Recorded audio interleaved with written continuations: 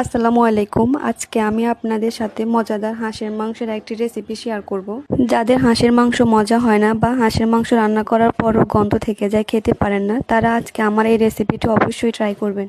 তো চলুন দেখে নেওয়া যাক। এখানে হাঁসের মাংস রান্না করার জন্য আমি একটা হাঁস ধুয়ে পরিষ্কার করে নিয়েছি। এখানে প্রায় 1 কেজির মতো মাংস আছে। এখন আমি চুলায় একটা কড়াই বসিয়ে তার মধ্যে দিয়ে দিয়েছি পরিমাণ মতো সাদা তেল। তেলটা সামান্য পরিমাণে গরম করে নেব। তেলটা গরম হয়ে এলে এর মধ্যে দিয়ে দেব পরিমাণ মতো পেঁয়াজ কুচি, এর মধ্যে দিয়ে দেব মরিচ কুচি,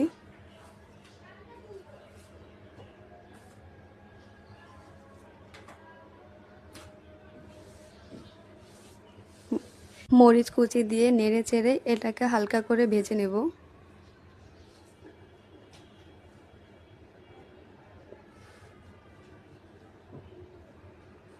ভাজা হয়ে গেলে এর মধ্যে দিয়ে দেব গরম মশলা।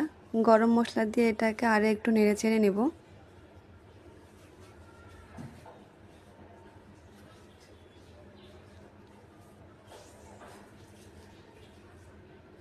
এখন এর মধ্যে দিয়ে দেব জিরা বাটা,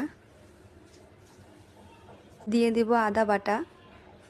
এখানে আদার পরিমাণটা একটু বেশি পরিমাণেই দেবেন যেহেতু হাঁসের মাংস। এরপর দিয়ে দেব রসুন বাটা, দিয়ে ভালো করে নেড়ে চেড়ে মিশিয়ে নেব।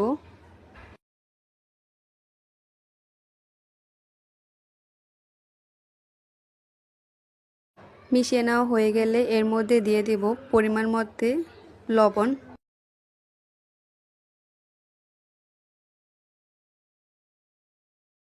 এরপর দিয়ে দেব হলুদ গুঁড়া, মরিচের গুঁড়া,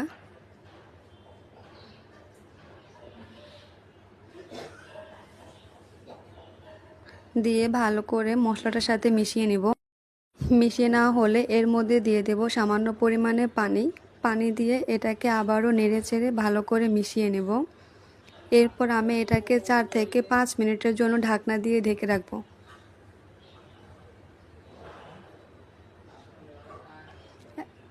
এখন ঢাকনা উল্টে মশলাটাকে আবারও নেড়ে চেড়ে দেব। দেখুন মশলাটা একদম কষানো হয়ে গেছে, নিচে মশলাটা বসে গেছে এবং তেলটা উপরে বেশি উঠেছে। এরপর আমি এর মধ্যে দিয়ে দেব হাঁসের মাংস।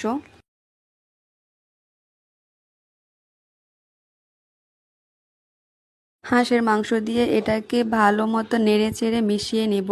মিশিয়ে নেওয়া হয়ে গেলে এটাকে আমি ঢাকনা দিয়ে দেব এবং এটাকে মিডিয়াম আঁচে চুলার উপর 10 মিনিটের জন্য বসিয়ে রাখবো।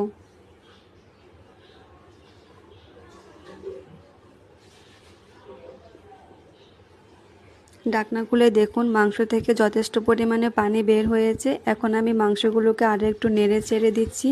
এরপর আবারও এটাকে ঢাকনা দিয়ে 5 মিনিটের জন্য ঢেকে রাখবো।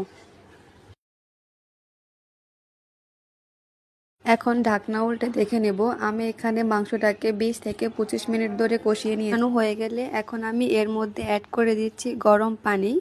মাংসটা সিদ্ধ হওয়ার জন্য এখানে অবশ্যই গরম পানি ব্যবহার করবেন। গরম পানি দিলে মাংসটা তাড়াতাড়ি সিদ্ধ হয়ে যাবে। আসলে মাংসটা সিদ্ধ করার জন্য যতটুকু পানি প্রয়োজন আমি এখানে ততটুকুই পানি দিয়েছি। এখন এটাকে নেড়ে চেড়ে ঢাকনা দিয়ে ঢেকে রাখবো কিছুক্ষণের জন্য।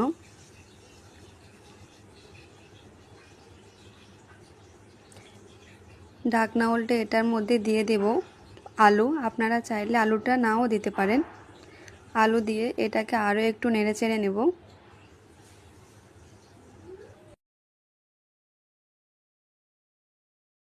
এরপর এটাকে আমি আবারও ঢাকনা দিয়ে ঢেকে দেব।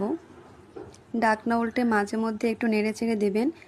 মাংসটা কষানো হয়েছে কিনা কি করে বুঝবেন? যখন দেখবেন তেলটা নিচে উপরে উঠে এসেছে এবং মশলাটা নিচে জমাট বাঁধা হয়ে গেছে। আমি এখানে মাংস কষানোর জন্য এক্সট্রা কোনো পানি ব্যবহার করি নাই।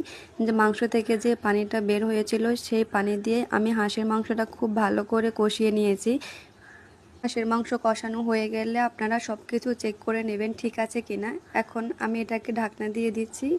এরপর এটাকে আরেকটু নেড়ে চেড়ে নেব। এই পর্যায়ে আমার হাঁসের মাংসটা রান্না হয়ে এসেছে।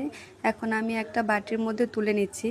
মাংসটা যদি কম জালে আস্তে ধীরে রান্না করেন তাহলে মশলাটার সাথে মাংসের ভেতর ঢুকবে এবং মাংসের কোনো গন্ধ থাকবে না। তবে ঢাকনা খুলে মাঝে মধ্যে একটু নেড়ে চেড়ে দেবেন। উপকরণগুলো যেভাবে ব্যবহার করেছি এভাবে রান্না করলে কোনো গন্ধ আসবে না এবং সবাই খেতে পারবেন ইনশাল্লাহ। দেখুন মাংসটা দেখতে কতটা লোভনীয় হয়েছে।